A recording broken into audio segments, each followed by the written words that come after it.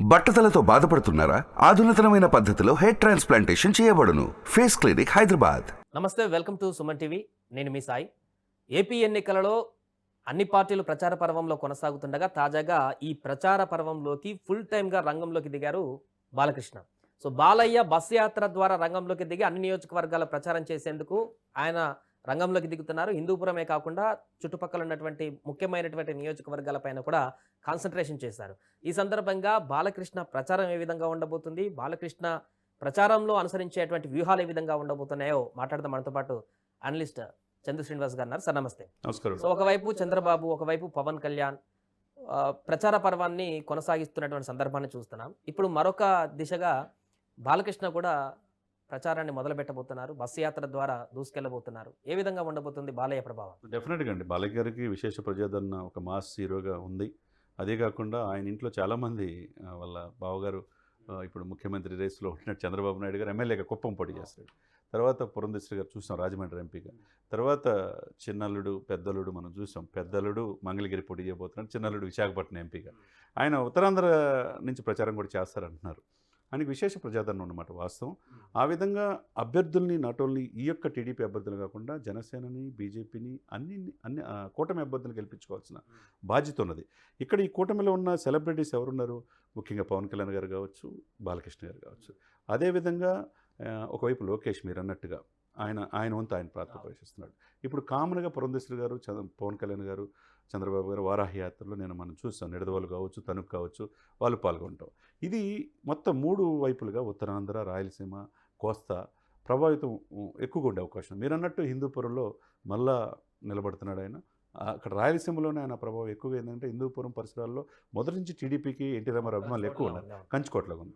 దాంతోపాటు up to Tirupati వరకు, నెల్లూరు దాకా ప్రచారం చేసే అవకాశం ఉంది. ఇకపోతే ముఖ్యంగా గుంటూరు, కోస్తా జిల్లాలో విశేష ప్రజాదరణ.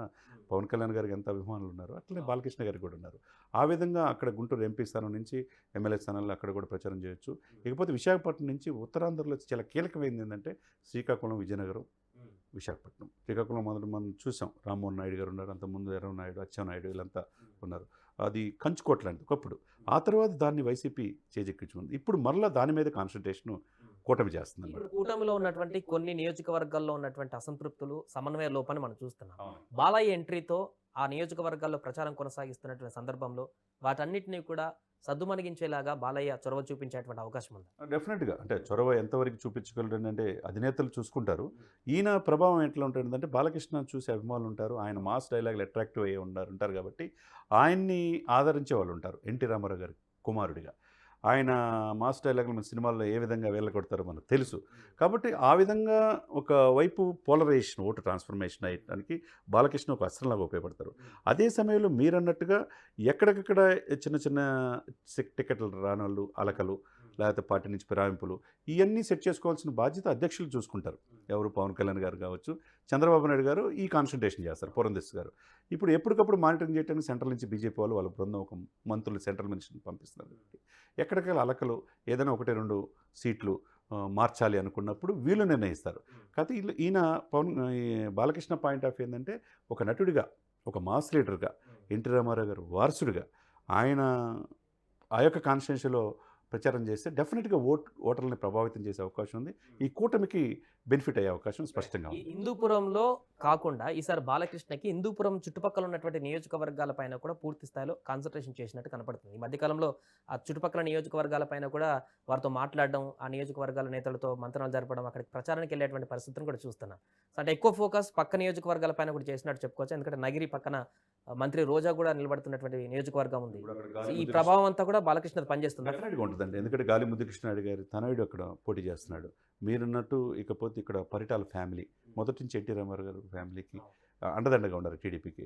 అదేవిధంగా కర్నూలు, నంద్యాల, ఆలగడ్డ, భూమా ఫ్యామిలీ, ఇవన్నీ కూడా వాళ్ళందరితో టచ్లో ఉంటా. రాయలసీమ అంతా ఒకప్పుడు టీడీపీ కంచుకోటలో ఉన్న రాయలసీమని కంప్లీట్గా వైసీపీ క్యాప్చర్ చేసుకుంది.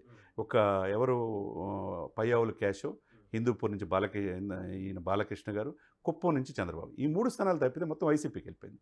ఇప్పుడు ఊహించే విధంగా నెల్లూరులో వేమిరెడ్డి వీళ్ళంతా బయటకు రావటం, నెల్లూరులో టీడీపీ, జనసేన ముందుకు వచ్చింది.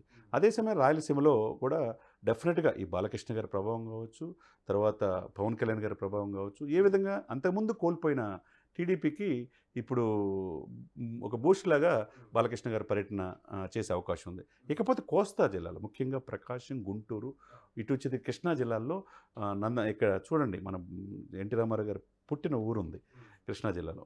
ఆ జిల్లాకు కూడా అలా ఎన్టీ రామారావు గారి పేరు హెల్త్ యూనివర్సిటీకి ఇట్లా పెడతాం ఇవన్నీ చూసాం మనం గతంలో. ఈ 3 జిల్లాల్లో కూడా ఎక్కువగా బాలకృష్ణ ప్రభావం ఉండే అవకాశం ఉన్నది.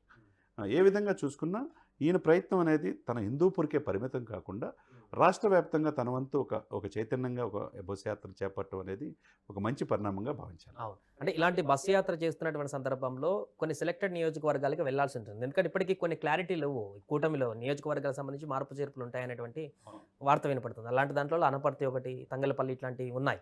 సో అక్కడ మార్చేటువంటి అవకాశం ఉందా? ఈక్వేషన్స్ మారేటువంటి అవకాశం ఉందా? వెళ్ళిపోతారు. ఒక 4-5 స్థానాలు అయితే మార్చే అవకాశం ఉందని స్పష్టంగా నిన్న వాళ్ళు కలిసిన దాన్ని బట్టి అర్థమవుతుంది.